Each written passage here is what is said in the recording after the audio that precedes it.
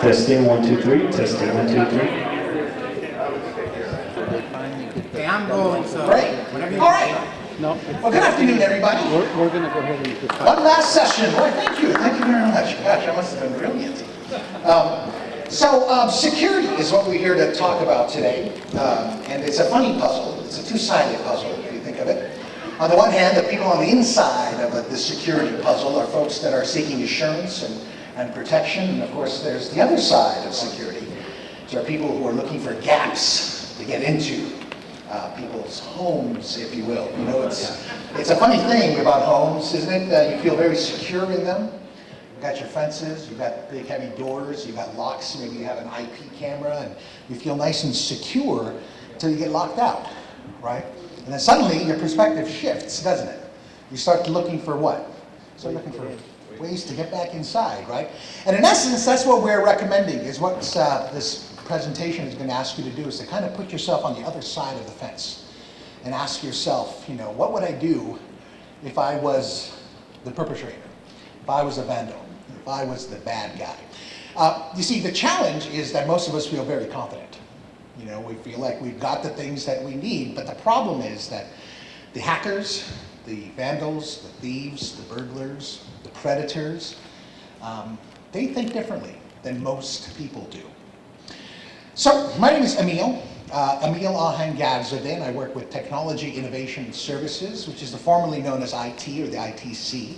And I'm joined today by my colleagues, our Director of the Department, Mr. Ricardo Enns, Assistant Director of Software Applications, Mr. Mark Rodriguez, and Assistant Director of Network and Computer Operations, Mr. Bob Chavez. And together, the four of us are going to facilitate this discussion around securing the human. And we'll talk about why we've actually referred to this presentation as securing the human as we continue. We have two goals today. The first one is to kind of make the case to you that this is not a matter of compliance, that being cyber safe and cyber secure should have a personal connection to your life. It's not just about protecting the institution of Santa Ana Unified, it's also about you as individual human beings. And secondly, we'd also like to launch a new initiative, a new program that we're very proud of, and we're hoping it's going to catch on like wildfire. And this program will, in essence, be what we're going to do to protect ourselves from the bad guys out there. So let's start with the problem. What is the problem? The problem is that 15 or 20 years ago, computers were very, check 1 2, very quiet. There we go. I think it's coming back. Oh, the box! There we go. There we almost went. Check 1 2, check 1 2. I'll cut this out in bloopers later. Where's the box? Oh, do they work? Test 1 2. Test 1 2. Thank you. So as I was saying, 15, 20 years ago, computers were easy to hack into. All the thieves and vandals and hackers had to do is just hack it and then infect it. There was nothing. There were no firewalls. There was no spam blockers. There wasn't anything. Everything was wild and wide open, kind of like the Wild Wild West. And the reality is that nowadays, here in 2015, most of the operating systems that you buy off the shelf are actually pretty secure. It would take a lot of time, it would take a lot of resources to actually hack one of these right off the shelf operating systems. So the question is, then what's the big deal? If these things are pretty darn secure, why do we keep hearing about all these major hacks? And I'll tell you, the answer is you, me. We are the problem. See, in one way, we can think of computers as machines that store and process and transfer information. Is that an accurate depiction of what computers do? What about people? Do people do that? Do people store, process, and transfer information as well? So in a strange way, we can kind of make the argument then that there is not only the Windows operating system or the Macintosh operating system, there's also the human operating system, right? So the problem is that when the human operating system interacts with the machines, well, a whole bunch of things can go wrong. Because machines, I love this term, they are deep space cold. They're logical. You tell it what to do, that's what it's going to do. People, not so much. People are prone to things like emotion, right? Confusion, humor, ambivalence, you see? And so we could easily be hacked, you see? So we do have this problem. And there's also another problem, is that the human OS is a horrible risk assessor, because our risk capacity, our capacity to estimate risks, was actually developed thousands and thousands of years ago as we roamed the savannas of Africa, right? We were dealing with real risks, real dangers, right? I mean, when you got something like that staring at you in the face, first, you're not in control, are you? Secondly, there's something very visceral about this kind of an attack, right? It's got big teeth. It's gonna hurt, right? There's gonna be blood and bones are gonna get crushed. It's right there in front of you. So our evolutionary brains and minds have been trained to say, this is a risk. So let's say, for example, you take your family to the beach. They're gonna go swimming in the ocean. What do you think is the most dangerous thing when you take your family to the beach to go swimming in the ocean? Drowning. What would you say? Drowning. Drowning? Riptide. Anyone else? Right in there. Just getting there? Great point, Dr. Miller. Rick, sorry. Well, most people will say this is the greatest risk, right? Because that's what they're afraid of. But I think most of the people in this room recognize that that's in fact not the case. The truth of the matter is the chances of a human being getting killed by a shark in America is 251,800,000 to 1. You see? But this is even more dangerous, believe it or not, folks. On that very same beach, the vending machine. Because 2 out of 5 Americans are going to die of heart disease because of obesity, problems like diabetes. But forget that. Check this stat out. You know what that stat is? This is what the actuarials tell us are the chances of a person being killed as a result of the vending machine falling on top of you. 112 million to 1. Much greater than the shark killing you. But if you're shaking the machine, you're in control of it, right? And a vending machine is not something as visceral as this thing, is it? Right? So our evolutionary mind is freaking out. It's going, there's no way this thing is more dangerous than a shark or being drowned. You see, it's the same thing with computers. You're just sitting there and you're in control, aren't you? You click. And let's say you do something really bad. Well, it's not going to be like a shark, is it?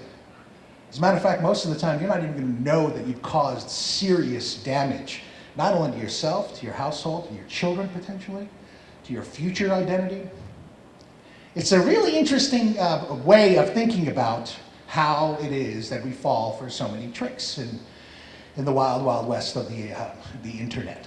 So we do a lot of money. We spend a lot of money. We have a lot of resources. We put in a lot of effort in securing our machines. As a matter of fact, I want to show you a quick little video here featuring our Assistant Director, Bob Chavez, who's going to explain to you a little bit about our defense posture here at the Santa Ana Unified School District. Go ahead, Ray.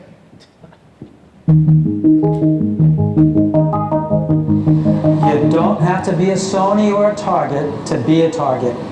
The network at Santa Ana Unified School District is constantly being bombarded with malicious traffic from hackers on the internet. What are they after? It could be as simple as wanting to use a lab computer at Saddleback to launch a cyber attack, or they may want to try and get personnel records from our systems. To launch a cyber attack, hackers often create zombie armies that are called botnets that use different computers to send spam and or viruses out. Owners of these computers usually don't know their computers have been compromised. Due to the large number of computers that we maintain at our district, we become a target for these hackers. School districts have been known for lax security, and hackers want to take advantage of that. When hackers want sensitive information, they look for ways to infiltrate the network. Once inside, they'll work their way to business systems that may contain the type of information that they're after. They use known exploits and software to gain access to systems which could contain vital information. Before I get into the network security, I want to provide a really quick tutorial on network traffic. All network traffic, whether it's email, a voice over IP phone call, or a website, is broken down into small packets. Each packet is generally only 1,500 bytes. Given that there are 8 bits in a byte, that means each packet is equal to 12,000 bits. Why is this important? It's not. But it is important to know all network traffic is transmitted using packets. Furthermore, network traffic is transported through the use of different protocols. One such protocol is the Internet Protocol, or IP. This is the same IP that's used in Voice over IP. IP is a layer 3 protocols. There are 7 layers in networking, much like there are in the nacho dip I make for my fancy parties. You may also have heard of TCP/IP. Well, TCP stands for Transmission Control Protocol. TCP is a layer 4 protocol. This information will come in handy later. So what are we doing to prevent unauthorized access into our network? Well, for starters, we have a pretty robust firewall that acts as a security guard for our network. A firewall is a network device that checks traffic going into and out of the network. Firewalls generally work at layers 2, 3, and 4 of the network. See, I told you that information would come in handy. If traffic originates from within our network, like when you want to look at a website, it knows to let the return traffic back into our network.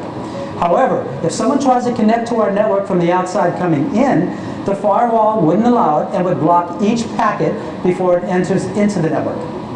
Sometimes legitimate traffic needs to come into our network. Email is a good example of that. When you receive an email from someone, that traffic needs to make its way into the network.